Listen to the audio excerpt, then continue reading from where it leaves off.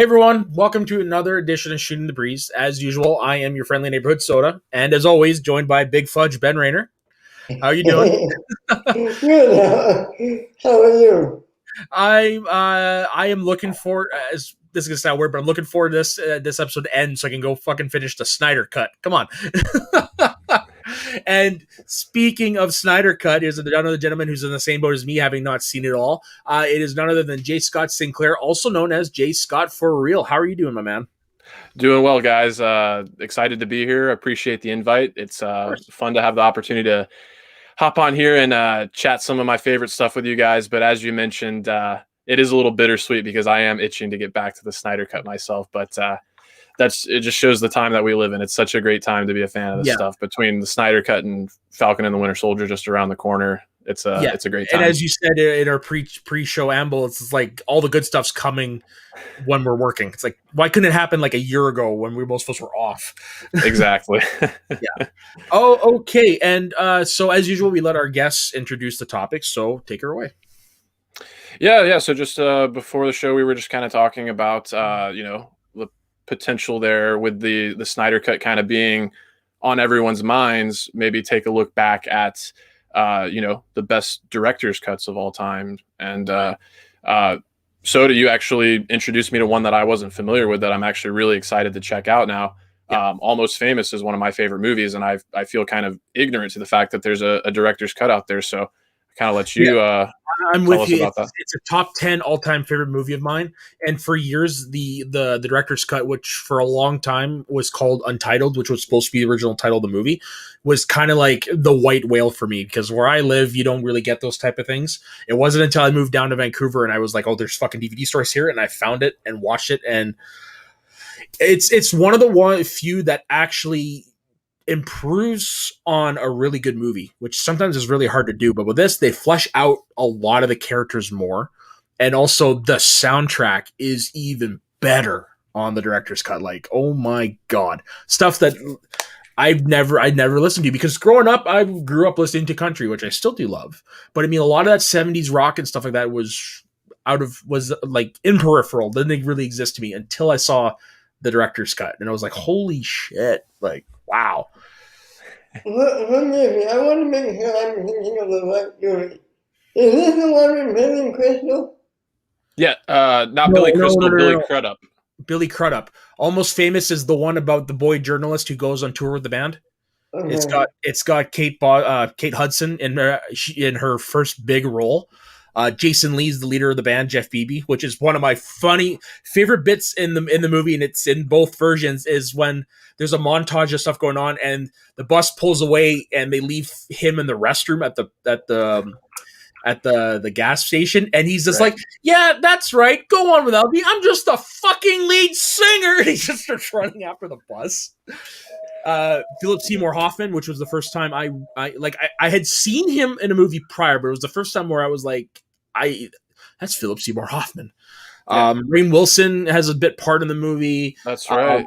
Yeah. Mitch Hedberg. Zooey Deschanel plays his older sister in a small role. Right. First time I'd ever seen her. Right. Frances McDormand as his mom. Like, it's a star cast. And there's cameos by like 70s rock legends. Peter Frampton is manager of what band is he's I think the manager of the band he was actually in real life in the movie. I'm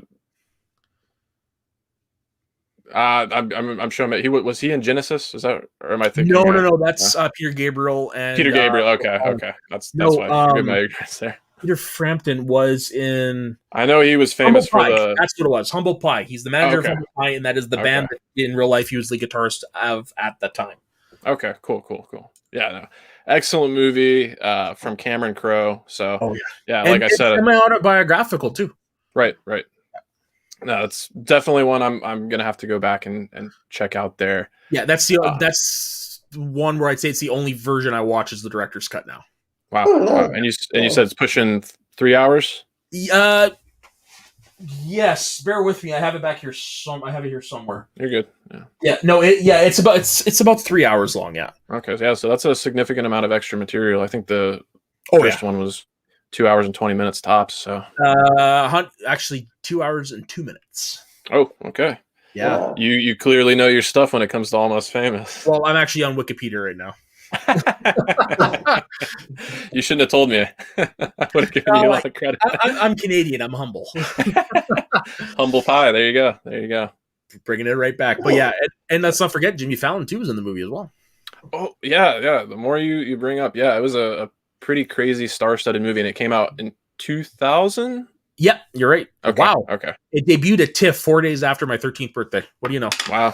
There you go. Yeah. What movie am I thinking about with Billy Crystal? Billy Crystal and it's focused on music. No. Well, in real life, he comes from a music family, but American Sweetheart, I believe. oh, the one where he's Julia Roberts' manager. Yeah, not him. Yeah, Okay. definitely not the movie. Yeah, not him. Okay.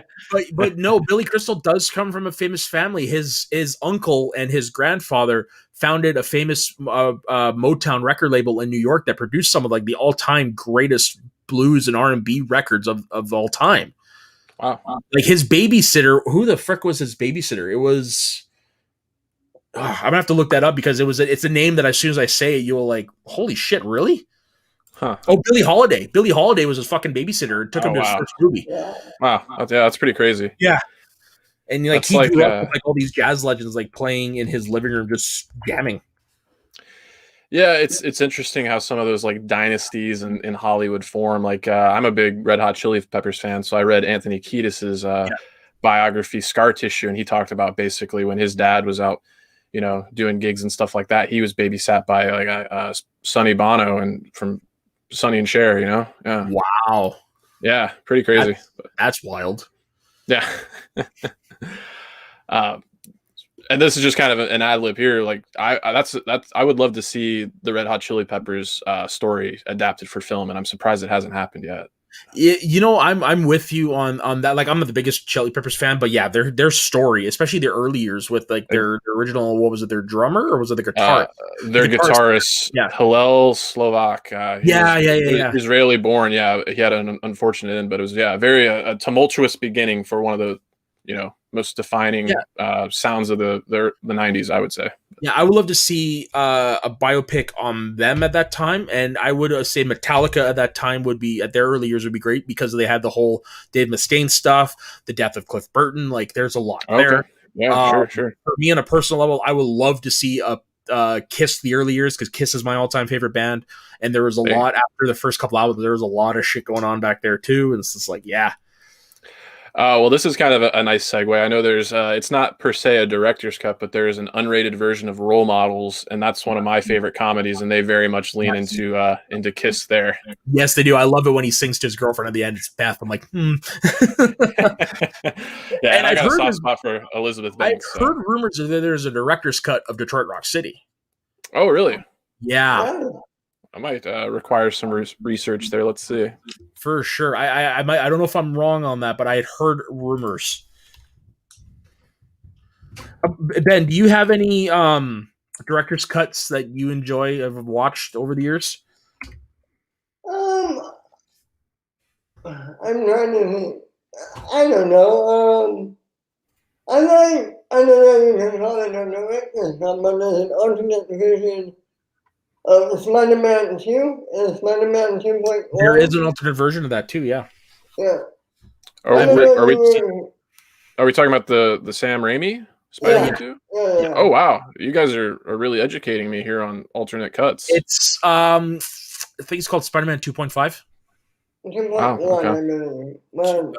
Okay, and I know there's also an X-Men one as well.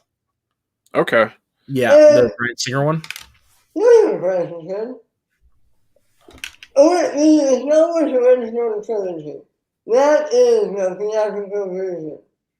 Is everything after that considered the director's cut? Yeah, I would say so. I'd agree. And the reason why I would say it falls in that category is because George Lucas has always said that the revised versions are always what he wanted to do.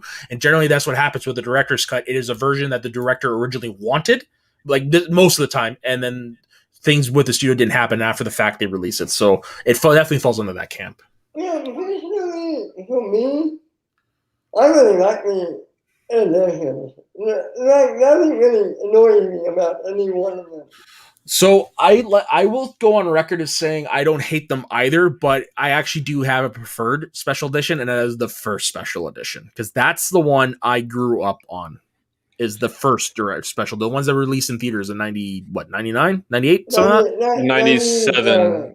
Yeah, Yeah. because it was the 20th anniversary. My dad took me to see A New Hope, Empire Strikes Back, and Return of the Jedi. So they have a special place in my heart too. I don't mind the Jabba's palace, the ooty, Me too. I still have I ooh. still have the VHS tapes. Yeah, I'm never getting rid of those. Yeah, and I'd be remiss if I didn't say McClunky. And yeah, that was a weird one. There are some things I would lose, but most of the things like I like is like in A New Hope is like when they're when they go past when they're about to go attack the Death Star. Okay. Yeah. With like just stuff they add in there, like now you can actually see into the cockpit and stuff like that. Like it's that type of stuff that I enjoy. I could have done without the Jabba stuff in New Hope. The revision of Cloud City in Empire, I enjoy that. Sure. Yeah. I think my favorite in Return of the Jedi is the all the planets celebrate when the Empire is done. Yes.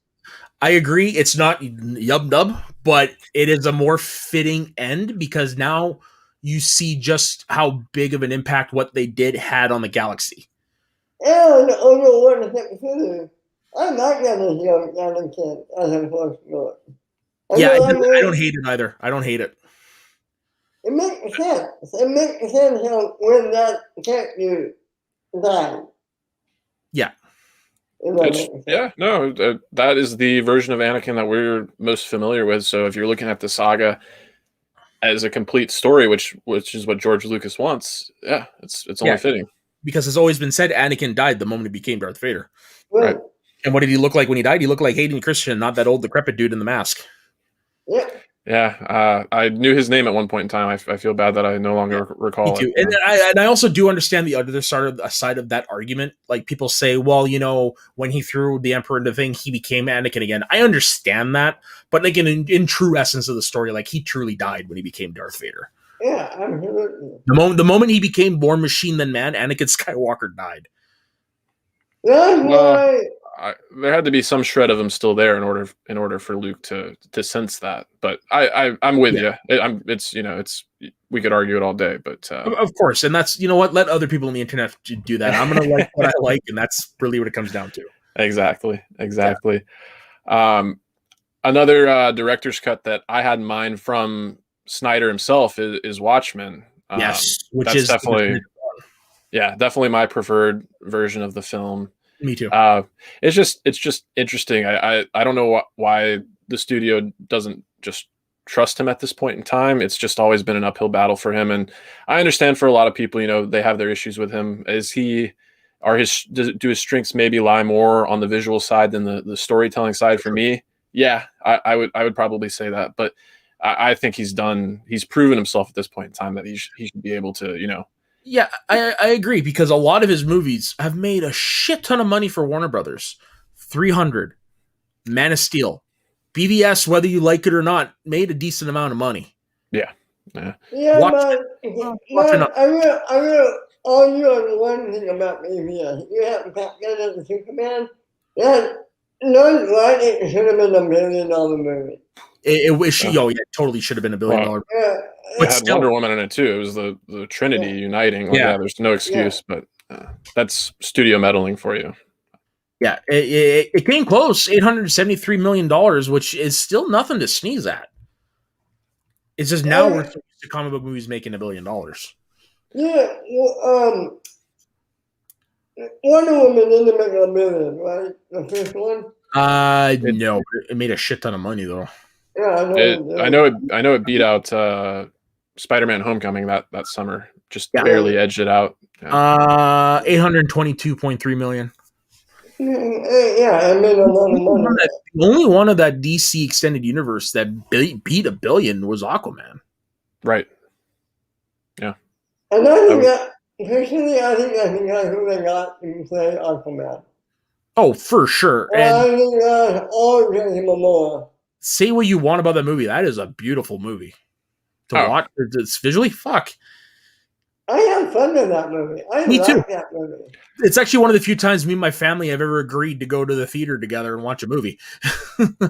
Aquaman is a little too longer than it should be, but I have a hell of a lot of fun with Aquaman. I think it's dumb fun, and sometimes that's what these movies need to be. It's great when they are able to tackle these larger than life themes and bring the humanity, but there are different types of characters that serve different functions, and that's why it's cool when you get these team up movies. You get to see the comic relief characters interacting with your Batmans and whatnot. If I'm going to compare it to anybody in the MCU, he's there. He's the DC's Ant-Man. Aquaman? Yeah. Okay. But because like you said, the movie's dumb fun. Ant-Man's a lot of dumb fun. The character is portrayed as, not really a goofy character, but he's there to have a good time and have fun, just like Ant-Man is, and he interacts well with the serious characters. Like I can see a lot of parallels there. I would say Aquaman is Thor. Thor? Yeah. I think that's the more Thor. Yeah, exactly. I think that makes more sense. Okay. Yeah, you're right. That does make more sense. Yeah. Well, I really like the Ant-Man comparison because it's one I've not heard before, and I certainly think if you look at the comic book versions of the characters, Aquaman and Thor are certainly make a lot more sense. And I mean, if you look at Aquaman in the 90s, he fucking looked like Thor with the beard and the long hair. Right. Get a hook for a hand.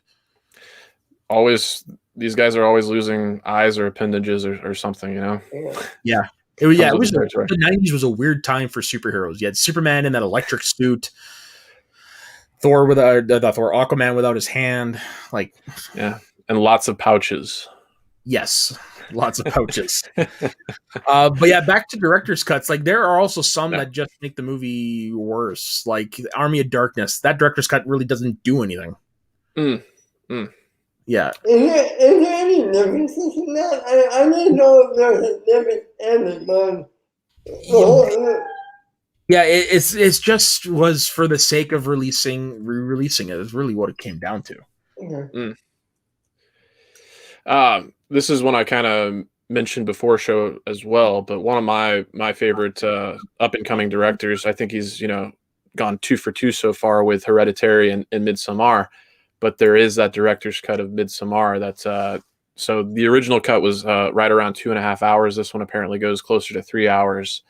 But I mentioned the exclusivity with Apple TV, and that was kind of a point of contention for me because I with all the various streaming services out there and whatnot, I got to draw a line in the sand somewhere, and Apple TV was the one for me. Yeah, to be honest, like Apple TV really doesn't have much to offer. Yeah, that's what I've heard. Defending Jacob and then Ted Lasso is like the one I honestly want to get it for the most. Yeah, and I mean, I had also heard good things about The Morning Show, that Steve Carell, Jennifer Aniston show. But that's true. Yeah, I did hear good things about that. Ones. But I mean, really, whatever. Only reason I have is because I got a year free with them on my phone. Yeah. Steve Carell does make me think of Anchorman. Yeah. There's a director's cut for that, right?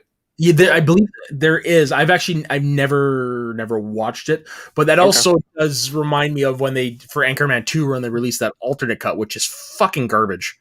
Oh, okay. But it is horrible. Like, yeesh. Did you like the theatrical version? Because I didn't mind it. Okay. It's not as good as the original, but it definitely had its laughs. But the jokes that they substituted for this alternate cut were terrible jokes. Okay. Okay. We the alternate version for the first one. I know. The first one, I think they took all the extra footage and just made something else with it. Okay. It was like the lost something of Ron Burgundy. Yeah. But I guess. Yeah, I've got it right here. Wake Up, Ron Burgundy, the Lost movie. So it's a direct-to-video counterpart. It's composed of outtakes from the original film. Okay, cool. Mm-hmm. Well, if you're a Adam McKay or Will Ferrell completionist, that's one to go back and revisit. No, I'm good. I've been on record as saying like I like Will Ferrell just fine. I'm just not a big fan of most of his movies. I think I had a cut for Number. There is, and that for Is a there? long time that was the only version available on DVD, and it's actually the version I own. Yeah. The original Dumb and Dumber? No, Yeah. the extended cut. Oh, okay. Yeah. And that's another one. It's just it really was just to capitalize on it because it doesn't add anything. Well, that was another one of those like sequels that came out well after the original. We did get that, you know, Dumb and Dumber, which I actually don't mind. I think I was the right age for it too when it came out. That it hit my the assumption we're all around early to mid 30s. It sounds like you're just a couple years older than me. I'm 31. I was born in 90. 33. Okay, yeah. So we were the right age, and there's so many jokes in that I do like. My favorite is, oh, did you tell your dad we're going here? Yeah, oh yeah, I left him a note, and then it's like the next scene, it's his dad walking into the gymnasium, and Lloyd left him a message written in ketchup on the gym floor. He's like, oh, that's my son's a good boy. It's like, what the fuck? I'll never forget when they like go into the convenience store, and he's like, they say they want to pay in doll hairs, and he's like, well, all right, give me the doll hairs. It's like, yeah. I don't have any. And that was the first time I ever heard Danny Tanner swear. Oh yeah, that's right. There's shit. Yeah. Who shit in my car? Come to find out, Bob Saget is, you know, one of the most filthy comedians out there. Yeah, I remember watching that DVD special, and I had to get rid of it right away. I'm like, this is just too much. It hurts my head. Let me ask you guys this. Sure. Is there a movie that doesn't have a director's cut that you would like one? That's a good question. Yeah. And there were a few you rattled off beforehand. Like, I personally wouldn't mind seeing the original versions of Solo and Rogue One. Yeah, perfect. Yeah. I think I would lean towards Solo or just a little bit more because I think Lord and Miller's vision was probably a lot more divergent than what we got. Whereas was it who was it? Tony? Was it Tony Everett? Who came in to do the secondary on Solo? Yeah, no, on Rogue One. It's Tony. Gareth Edwards. No, Gareth Edwards was the original. He was the first unit director, but they had someone come in to. I should have pulled it up here, but it's Tony something. Not Tony Gilroy, is it? It is. I think it is Tony Gilroy. Yeah, right. Anyway, as I was saying, I think that you know, Gareth Edwards' original vision was probably closer to what we saw, so that's why I would just be a little more excited to see the version of Solo. But it'd be great to see either one. I want to see the rumors are true about how if it really is as dark as they say it was. And I might be wrong, but I don't remember Gareth Edwards having any problems with that. No, he did. He's just like, hey, if you guys can make the movie better, do it. Yeah. And he was really going to play ball, unlike other directors that are fired. Yeah. It is Tony Gilroy. Yeah, for sure. He also co-wrote it, so yeah. I'm trying to think of other films that didn't get director's cuts that I would like to see. Well, again, another one that was brought up was Fantastic Four stick. Yes, indeed.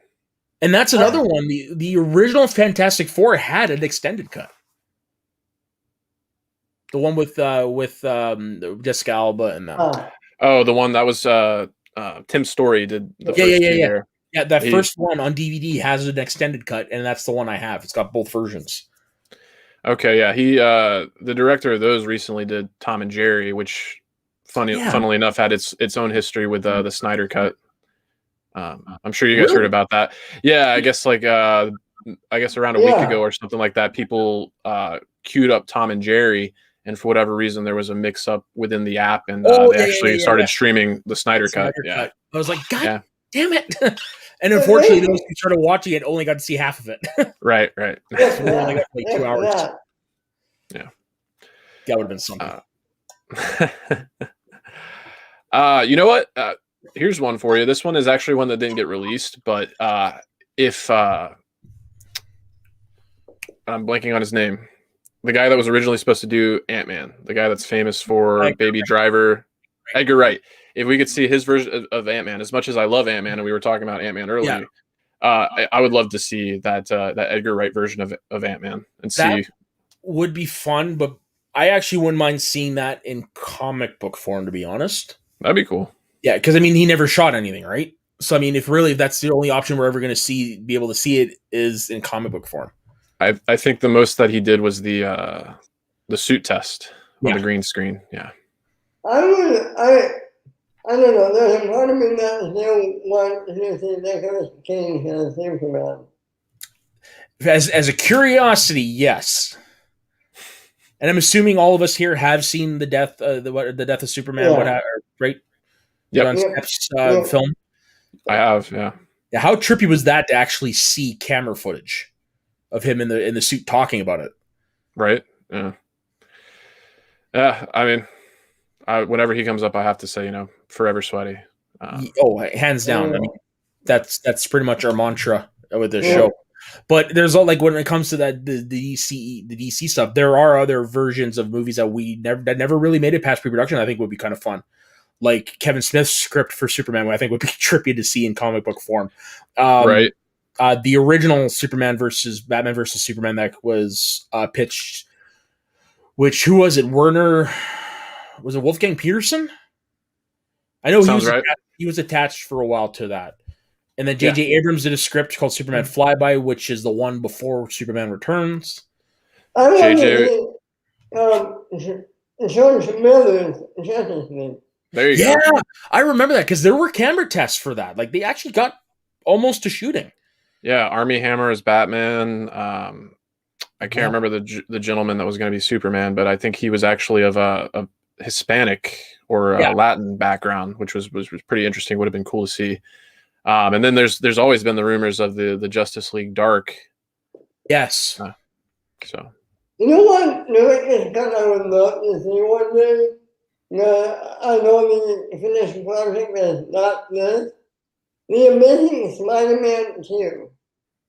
There's a good movie in that somewhere. Yeah, that was one of the toughest blows for me because I actually liked that first Amazing Spider-Man quite a bit, and Mark Webb, coming off of 500 Days of Summer, like I wanted him to succeed so much, but that what we got in theaters is I guess I should put the caveat that I have not watched the Amazing Spider-Man 2 since I saw it in theaters, but man, is that disappointing? I'm on record where I don't hate the movie because I really do think Stacy, Peter Parker stuff saves it. But yeah, so here's people. I just happened to bring it up because I was curious because I don't like you. I didn't remember who was the cast in Justice League Mortal. Okay. Adam Brody was the Flash. Yeah, he would have been a good Flash. He would have been, and I do like that he came back to DC as Captain Marvel Jr. That was when I saw that, I was like, "That is perfect casting" because he looks exactly like the guy that he plays. Was it Dylan something Grazer? Yeah, Jack Dylan Grazer. Yeah. One of the best parts of it. Pitch perfect casting. Yeah. Oh yeah. Megan Gale as Wonder Woman, which she's an Australian actress who was in Mad Max Fury Road and a couple other things. Okay. DJ Cortana is the guy that was hired to play Superman. Right. Okay. That sounds right. Yeah, that would have been a fun one to see. Certainly would have been. When was that? When was that movie supposed to come out? Does anybody remember? Right around the time, right around the Nolan trilogy. That was one of the movies he got around. Right. Nolan and want another Batman making up his universe. Yeah, that's definitely one of the holy grails of like, what if? Right. Yeah, it would have been around 2010. Yeah. Sounds about right. Yeah. But yeah, that wasn't it. Just like kind of thinking back on 2010 and how far we've come. Sorry to kind of, sideline the conversation, but start on a topic and we usually just veer left within 10 minutes. Hey, we're shooting the breeze, right? The breeze goes one way, then it goes the other way. Yeah. When I think of 2010, I can't help but think of Kick-Ass and like, right. I love that movie Kick-Ass, but like, would Kick-Ass come out today? And it's almost like too grounded, if that makes sense. We're still getting things like The Kitchen, but I know that was pretty That was terribly received. Yeah, I and don't know. It's hard to tell. I think it could have been released today. I really do, because now we have more R-rated films. Like we've had Deadpool, we've had Logan. So I mean, the audience for it does exist. Well, here's a question: did we have Logan and Deadpool? You know that can't count. What was the last part of that? I heard the Deadpool part. We have Logan and Deadpool. Would we have basically would Logan and Deadpool exist without Kick-Ass? Oh, okay. I'd say yes. Mm-hmm. Yeah, I think they would too. Unfortunately, I still have a soft spot for that second film too. I'm a big Jim Carrey fan. If that wasn't already clear with the Dumb and Dumber discussion. Yeah, where he urges the dog to bite the guy's nuts. I was like, oh my god, we're the good guys. Yeah, I do like the movie. It's just a shame what happened afterwards. Yeah. What happened afterwards? They came out around the time of a shooting in the States, didn't it? Yes. And I remember after that happened, he came out because there's a lot of gunplay in the movie and what have you. And was it Sandy Hook? It was either Sandy Hook or it was the theater shooting for Dark Knight Rises. I can't remember. Oh, you're right. You might be right about that. Well, Dark Knight Rises wasn't until 2012. Those would have been around that. Kick-Ass too. So. You're right. Okay, yeah, could be controversy. Yeah, it was Sandy Hook. Okay. Yeah, he wrote, "I did Kick-Ass a month before Sandy Hook, and now in all good conscience, I cannot support that level of violence. Right. My apologies to others involved with the film. I'm not ashamed of it, but recent events have caused a change in my heart. Understandable, but honestly, I do think that hurt the movie. Oh, without a doubt. Yeah. He was because that's all anyone could ever talk about leading into it. Yeah. But yeah, no, I'm with you. It's an underrated sequel. Well, at least we got the joke in WandaVision. I assume you guys are currently in WandaVision. Yeah. I love that. Yeah, me too. It's like, You know what? Talking about WandaVision really quick. Sure. I mean, it's so happy to see Evan Peters back. Even though he was a fake cancel, didn't you see him ask cancel for a short amount of time? That was pretty fun for me. It was fun, and I love that they absolutely subverted expectations with that twist. I love that. Yeah, agreed. I didn't need it to have any deeper connections to the Foxman universe. I said Foxman. I didn't mean to do that, but it works. Yeah, it does work. It really. I can't believe nobody's ever called it that before. It probably has been done. I probably co-opted that subconsciously, but whatever. I'll take credit for it. I'll be honest. I was hoping it was kind of. Excuse me. You're good. I was kind of hoping he would have backup of the two quick cameras. Yeah. So that way we could have seen him again in the MCU. Yeah, to be honest, I personally don't need those type of things in my comic book stories to enjoy them. Yeah. It would have been cool. Yeah, it would have been cool, but I mean, didn't need it. No, we didn't need it, but it would have been cool. That's how I really understand. WandaVision was really interesting because we went so long without any Marvel content, and then it was so good to get it, and just the format of the show lended itself to speculation and theorizing so much. It kind of became this animal, and I know in the zeitgeist, Mephisto was on everybody's minds, and it's now that Falcon and the Winter Soldier is coming up, I'll be interested to see. I think on a general audience, people are probably more excited for Falcon and the Winter Soldier just because it's more straight up action and whatnot. But I'll be curious to see what the level of social media interaction and memes are from this show, because I don't think there will be as much speculation. No, we're gonna get longer episodes, so I'm hoping for more contained. Are we contained stories? Yeah, from what I heard. Yeah, fuck, I gotta get up earlier to watch it before work. Great. I think tomorrow mornings is 45 minutes. Oh, yeah. I don't confirm. Yeah, I can't confirm anything what I'm saying, but yeah, generally the consensus seems to be that they're going to be on the longer side. Like, yeah, the shortest episodes are going to be closer to the longest episodes of WandaVision is what I've heard. Okay. Yeah. Okay, then that's not that bad. That's not that Yeah. bad. Yeah. Easy enough to digest at 6 a.m. Yeah. I mean, I guess while we're on the subject of it, unless you guys wanted to like circle back to any director's cuts or anything like that, do you guys have any like big predictions for Falcon and Winter Soldier? This is me talking. I stopped doing that a long time ago because I'm just, you know what? Let's see what they've done, and I will judge it on that. I've never really been in, like, don't get me wrong, I've read enough comic books that I could speculate for days, but I mean, that's just, there's no point because in the end, you're more likely to be disappointed.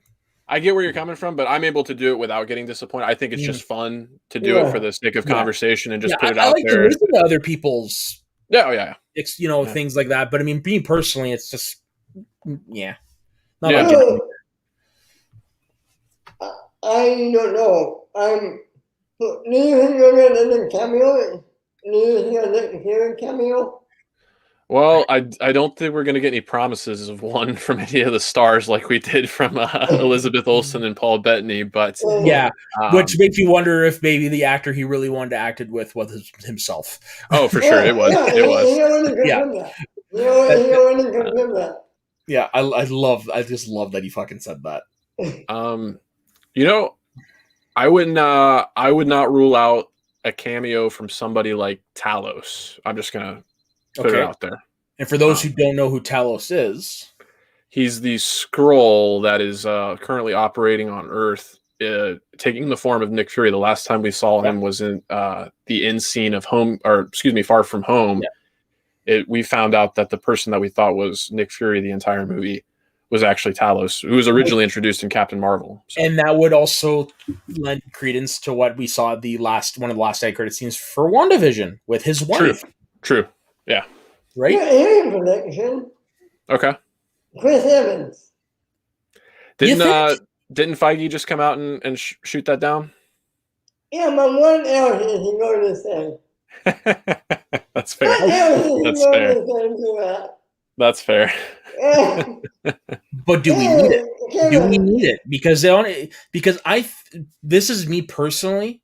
If you were to put Chris Evans in there, any size role, it would diminish what Winter Soldier and Falcon are trying to do because the focus should be on them. If you bring in Captain America, even if he's old man, his name, because then you're saying they can't do this on their own. They need Captain America. Okay. Don't get me wrong. It would be awesome. I'm not saying these wouldn't be awesome. I'm just saying logically it wouldn't make sense. That's true. It's good. It's good to go in with a level head and have reasonable expectations. Yeah. So, yeah.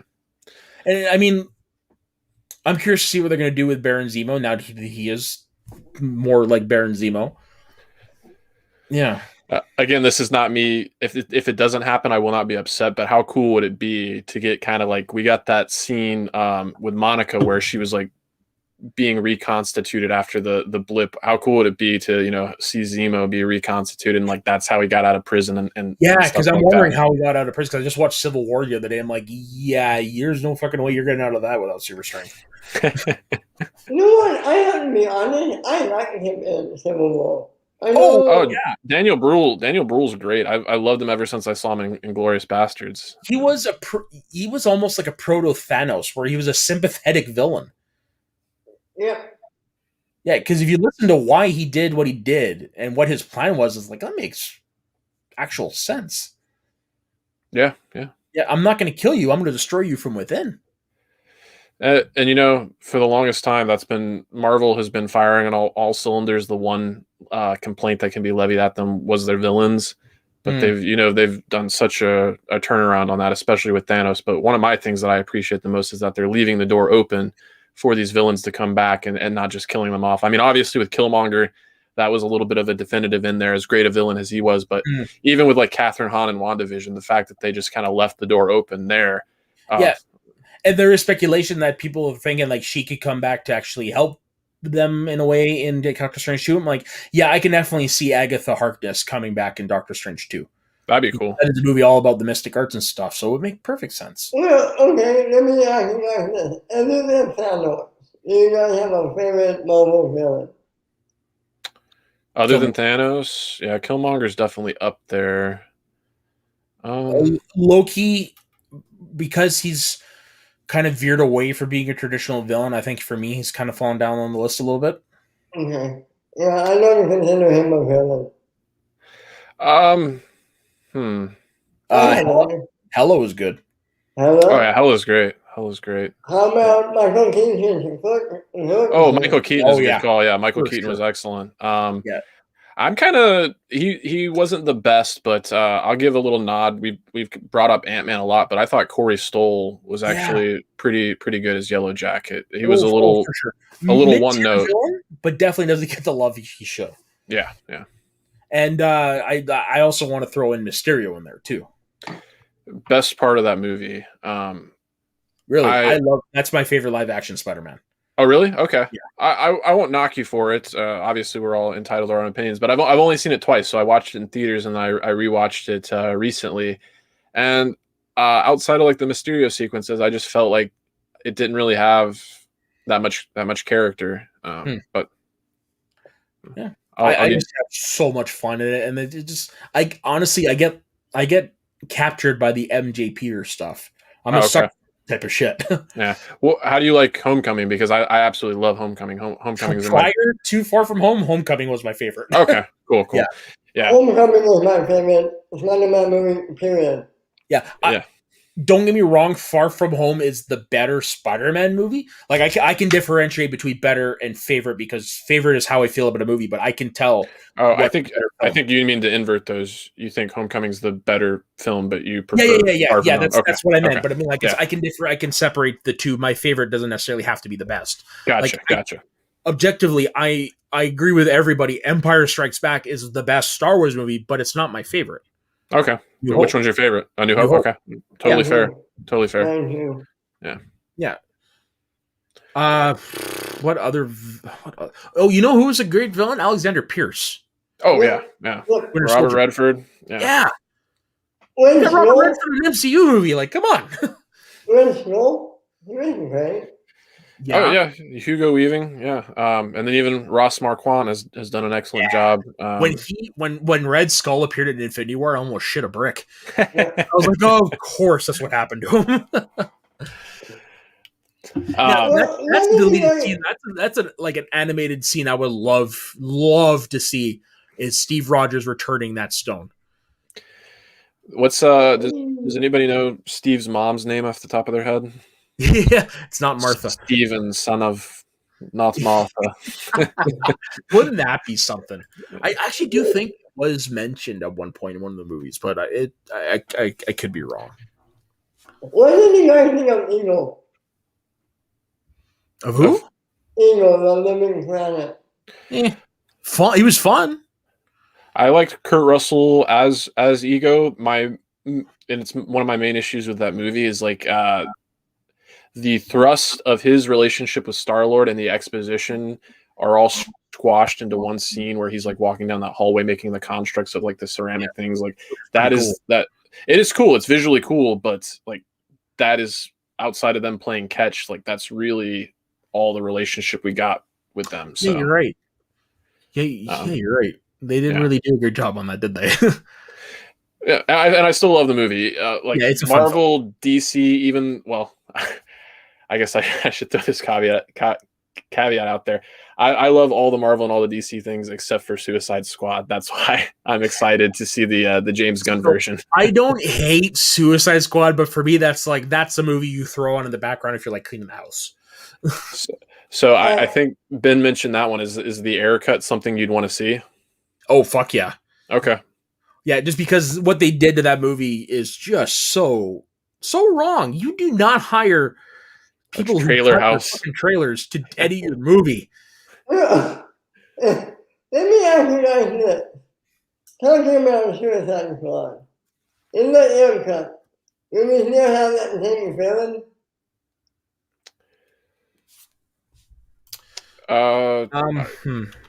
I think wasn't Air on record saying that there was going to be more connectivity to Steppenwolf I think directly?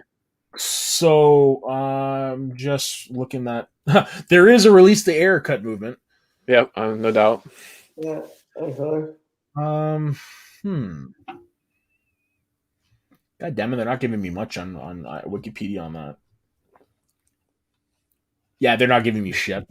Yeah, take it with a grain of salt, but I'm fairly certain I heard that somewhere in the ether that it was the original intention was to tie it more directly to Justice League with the cosmic threat that they were revealed to be facing was going to be Steppenwolf at the end of the day.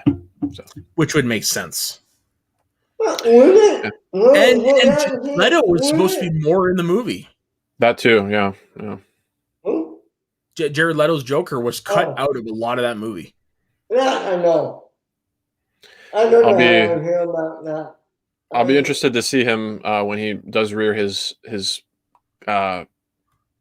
painted face in the in the Snyder cut. But I actually read an article about that today. I guess because he has his scenes with Batman in that. They weren't even on the set at the same time. That's happening more and more often. Like I know for the Infinity War, majority of the shooting, Benedict Cumberbatch was not there to do his scene. So if you notice, like if you rewatch it, a lot of the shots that are like Benedict Cumberbatch's face, he's looking off camera, and then like you're seeing the back of someone else's head. So like they actually had a body stand in for the majority of the time for that. Yeah, these are just huge machines. But hey, you didn't know until I told you. So no, it's true. You're right. I didn't know, but I don't like that because I wouldn't really call myself an actor, but I mean I have acted in plays, and it's just like you need your fucking scene partner there, like double or whatnot. That's not the actor. Like right. you need that performance to play off of. Yeah. Yeah, I hear where you're coming from. Well, we've come a long way from the prequels where they had to act at a tennis ball. So, which I will say I don't completely hate the prequels, but that is my major gripe is all the CGI in those movies. I hate the overuse of CGI. Yeah. I love Star Wars. I love the prequels. Attack of the Clones is my least favorite Star Wars movie, but I still get enjoyment out of it. So, yeah, for sure. Yeah, same here. What's funny is I remember when I came out of the theater seeing that, I was like, this is my favorite Star Wars movie. Really? Okay. That's funny that 14 years old. That's funny that we're around the same age. Ben, I'll let you speak and then I'll follow up. Yeah, great thing in each of the movies to me. Like only talking about 1 through 6. I haven't seen 7 through 9 to process enough yet. But there are great things in those 6 movies, and I like all of them. Yeah. Yeah, and it comes back to what you said. There's something to enjoy in all. There really is something to enjoy in all of them. Yeah. Like for me, for Clones, it is that big battle scene at the end. Like that's badass. Oh yeah, on Geonosis, yeah. And I love the backstory with the Clones. When they're going in the factory and you see like hundreds of thousands of clones. Yeah. That's cool. Yeah. Yeah. So I've got kind of an interesting history with the prequels myself. The Phantom Menace is my favorite of the prequels. I know that's travesty for a lot of people, but I was 9 years old when it came out, and I remember, yeah. I lived in Florida at the time, so I was at the beach with my family, and my dad, just on a whim picked up me and my brother, and he's like, "Hey, come with me." Sure enough, he surprised us by taking us to see the Phantom Menace, and that final lightsaber battle with Darth Maul, Obi-Wan, and Qui-Gon, my jaw drops and just on cloud 9 going from there. So I was obviously really excited for Attack of the Clones as a 12-year-old, and like with the marketing with Jango Fett, he was all over the place, and like I was just eating it up. So it was a tough pill to swallow when he got taken out the way he did by Mace Windu. Yeah, it's just like, really. I didn't have any issues with it. I just personally never would have happened in a Star Wars movie, but I would have loved it when he raised the helmet if the head just fell out. Plop. Well, that's one of the one said, but not Mom. Oh Jesus! Oh Jesus! Yeah, no, like I said, there's plenty to enjoy, and honestly, one of the best pieces of Star Wars music does come from Attack of the Clones. Oh, Across the Stars, the love theme for Anakin and Padme. It's a mm, beautiful song. You think that's over New Fate? Yo, fuck yeah! interesting. I, Duel of the Fates is great, but it's just bombardment of noise. Whereas Across the Stars is more melodic. It's got you can sense a story in there. Where like you can with Duel of the Fates, but it's like I said, it's more bombardment where it's just like more soothing and wistful and love. You can sense a love story. It's just that I always tend to gravitate more towards that. Like I keep saying, Ben, and our How I Met Your Mother stuff. We're at that point where emotional episodes are going to get me way more than comedic episodes. That's just who I am. I tend to gravitate more towards that.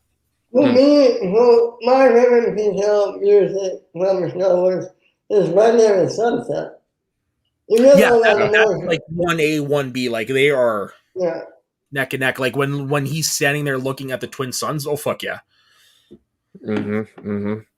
I we brought up the Amazing Spider-Man earlier, and just like talking about John Williams music. I'm a big fan of. I keep blanking on names here. James Horner. James Horner. Yes, may he rest in peace. Oh God. Exactly. One of my favorite themes, or one of my favorite things, just come out of the Amazing Spider-Man 2 is a theme called the Rooftop Kiss. And speaking to what it sounds like your proclivities are, if you're not familiar with that, I would highly recommend it. It sounds like it's it'd be right up your alley. I can listen to. Okay, yeah, I love Rooftop Kiss. It's really, really good. Yeah, when it comes to James Horner, my favorite piece of music still he's ever done, because Titanic is one of my all-time favorite movies. Sure. On the so when they released the soundtrack, they had the original Titanic soundtrack, and then like a year later they released something called Back to Titanic. Okay. And so basically it's just like extra stuff, and then they had songs from that era. But one of the things they have on there is called the Titanic Suite, and it's an 18-minute like piece of all the music put into one.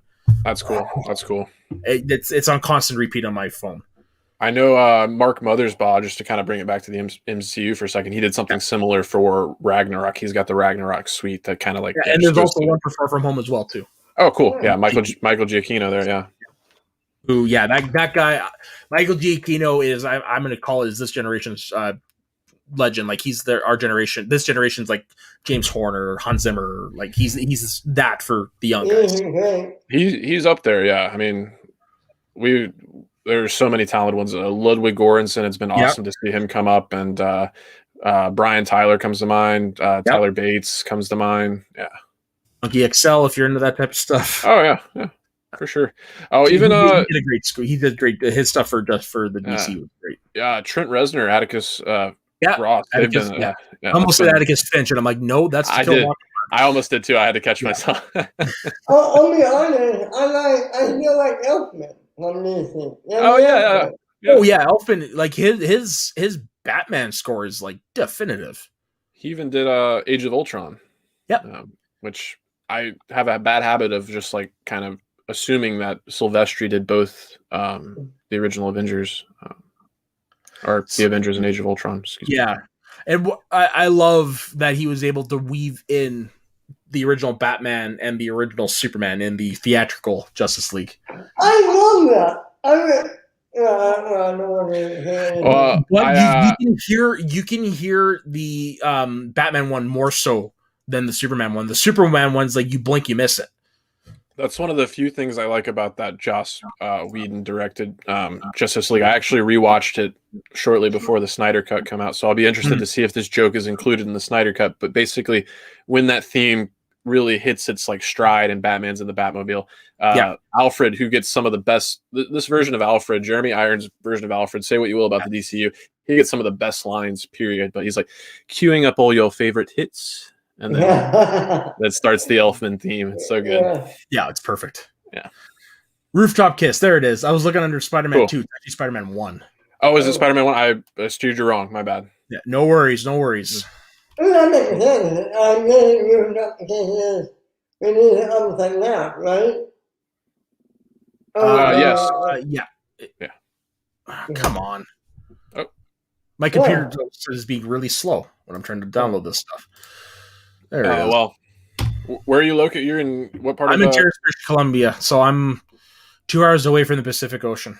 Okay, I was thinking maybe we were like on opposite sides of like the continent, but that doesn't seem to be the case. We're all on the same coast then, Yeah, where are relatively you? speaking. I'm Central California, Monterey Bay. I don't know how familiar you are with California, but I've heard of Monterey Bay. okay. Wrestling fan, and I know that they used to have wrestling events there for WCW. So Oh, did they? Okay. Yeah. yeah, wait. I'm Los Angeles. Okay. Yeah, I knew you were in California too, Ben. Yeah. Yeah. So like my closest claim to fame is The Thing was filmed 4 hours from where I live. Oh, cool. Wow. Yeah. And if you go to Stewart, BC, which is where it filmed, and you go up into the glacier, you can still find remnants of the base. Okay.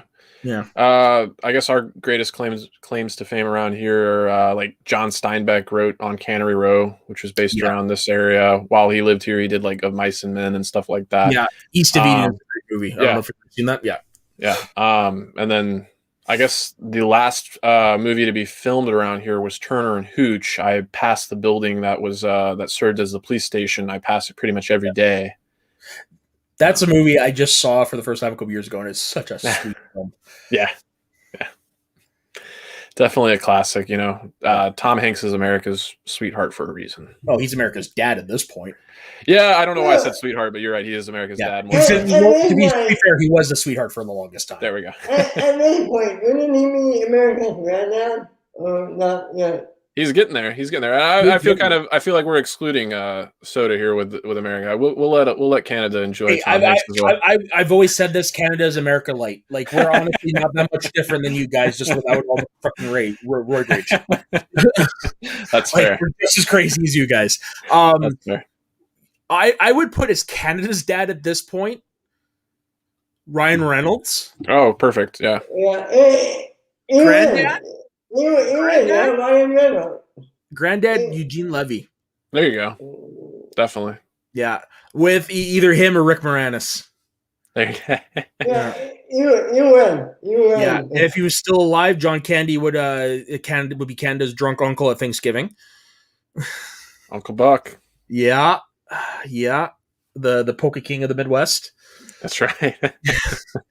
Who would be Canada's mom? I was gonna say with Eugene Grandma. Levy, that's the easy. Catherine O'Hara would be grandma. Who is our most famous like mother age actress? Is Sarah Silverman? If I'm wrong there, forgive my ignorance. Okay, I thought for a second. No, she's our famous aunt. Okay. Yeah. Famous Canadian women actors. I can't think of women. I can only think of men. Wow, we've actually got quite a bit. Anna sure Paquin, Rachel go. McAdams, Pam Anderson. Pam Anderson's the drunk mess. Nev Campbell, really? Okay. Evangeline Lilly, Vancouver. Ooh. Yeah, Alicia Cuthbert. Okay. Tying it back to Falcon Winter Soldier, Emily Van Camps from Toronto, I believe. There we go. Colby Smulders, Maria Hill. Let's go to the mall today. Carrie Ann Moss is Canadian. All right. Yeah. Sorry.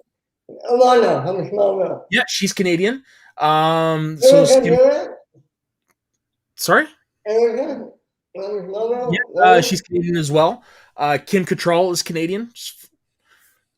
Arguably the greatest Lois Lane of all time, Margot Kidder, is also Canadian. Passed away though. Elliot Page, sorry. Right. There we go. Yeah. Shannon Tweed. Kiefer Sutherland is mom. Oh, okay. Like, he's also Canadian too, born here. His actually, funny enough, his grandfather founded the NDP, one of our major political parties. Wow. Yeah. Wow. We talked about Hollywood dynasties. Wow, that's a dynasty of its own. Wow. Yeah. Allison Pill, Carolyn Ray. Speaking of Allison Pill, just out of curiosity, have either of you guys watched Devs on FX with Nick Offerman, done by Alex Garland? I've heard a lot of good things about it. Yeah. If you like anything by Alex Garland, like Annihilation or Ex Machina or anything like that, cannot recommend Devs enough. I'm a huge FX fan. Like if anything comes out on FX, I'm going to give it a try. And like 90% of the time, I love FX programming. That's a channel that's just out of my peripheral. Oh, okay. Like we get it, but it's not one I've really paid much attention to, which I Okay. probably should. Like, I mean, Legion, I heard that was kept hearing great things about. Ooh, Legion's one of my favorite shows. Noah Hawley's Fargo, Yeah. like every season Which I has do just want to see. I want to see the season 4 with the season with Chris Rock. Has that come out yet? It's released, yes. Yeah. Is it good? I really enjoyed it, yes. Okay. Yeah. You know what a good comic book show? What's that? I did that in 2 seasons. Okay. Like Gifted. The what? The show that was on Fox. What was it called one more time? Like Gifted. Oh, I Gifted, the Gifted. Yeah. I didn't watch it either. I got to this point with superhero TV, like I hit a wall just because like I was watching everything for CW, everything on Netflix, and it was right around the time that Defenders came out. Oh yeah, and it was a little lackluster, and then I think coupled on top of that, the Flash season 4 was just not really doing it for me, so I just kind of had to. Yeah, I'm in this similar boat to you where I got burnout too. Like I stopped watching Flash regularly a couple years ago. Same with all those shows. Like obviously, I'm watching Superman and Lois and really loving it. I hear only the best things about it, so I might need to go back. The pilot is one of the best pilots I've seen in a long time. Okay. But yeah, I stopped watching Agents of S.H.I.E.L.D. a long time ago. I honestly saw Daredevil season 1, part of Jessica Jones season 1, and that's it. I never saw any of the other Netflix stuff. Okay, I watched through season 2 of Daredevil, all the first seasons of like everything like Punisher, Iron Fist, yada yada yada, but I never saw the second seasons of any of those shows. So it was just too much of a commitment. It was hard to keep up with all the stuff I do outside of work, and it's just Well, it's a lot for anybody, and there were those promises of it all being connected, and it's kind of like as tight a machine Marvel has been, that whole it's all connected has gotten muddier and muddier as we've gone. Yeah, and if you look at the very first season of, it's probably the most those shows were ever connected was the first season of Agents of S.H.I.E.L.D. Right, there's that episode Turn that is famous for tying in directly to Winter Soldier. Yeah, which is one of the best episodes in my opinion they ever did. And then I mean, prior to that, you got mention of like Thor: The Dark World, them going to clean up the mess after that. Yep. And after that, you didn't get shit. And even same in like Daredevil, they mentioned the New York incident, and that's it. Right. It's always the incident, or there's people running around with magic hammers. Yeah. But holy shit, we've already hit an hour. Yeah, I can talk, so I apologize. You know what? Me too. But as we mentioned, we got a Snyder cut to go finish. That's right. Oh yeah, Ben's got to eat. Yeah, I ate before this. Sorry, man. Dude, where can everybody find you? Like it says right down there. If you want to follow me on Twitter, J Scott for real, just like it's spelled there. If you do want to maybe check out my Instagram, I do a lot of like cartoons and stuff like that, and a lot of it is like mashups of like our favorite comic book characters and movies and stuff like that. I recently did like Beta Ray Bill meets Kill Bill. That was a lot of fun to do. So if you want to follow me on Instagram, it's the same that you see right there. Just add a Y, J Scotty for real. Cool. Thanks for having me on, guys. It was a lot of fun. I enjoyed a lot of fun. Yeah, I definitely want to have you back on because it seemed like the conversation definitely could have kept going. So, yeah, without a doubt. Yeah, I just wish I had more water because my voice is starting to get a little hoarse. Sorry. No worries. Ben, what about you? You can find me at Ben every Friday on Jumping the Path with You. Every Saturday on the flagship show, Get Swimming, with you, Casey, Shane, and me, and So, every Sunday on Ben Saturday, and every Tuesday on Machine of Me here, and every Saturday on Mount to Slow Down. Damn right. And you're a regular John Roca with that many shows. And I'm about to add on to it because he's listed off all the shows that I'm on with him here. I've got another YouTube channel, Schmoes of the North, where you can find me almost every Friday night after the pay-per-view, going live, breaking down what's going on there. And also on Northern Consultations, where we talk to people in front and behind the camera of the Schmoedown. It has been a little bit of a while since we've done recording, just because a lot of things in our lives kind of taken a little bit precedent, but don't worry, we are definitely coming back with that particular show. I can't wait. So yeah, definitely find me there. You can also find me at soda_the_saxman. I'm not really that much interesting to follow. I usually just comment on other people's posts. Yeah. So everybody, thank you very much for checking this episode out. And don't forget, we will see you next week. So don't forget, stay sweaty and smash cancer. Yeah.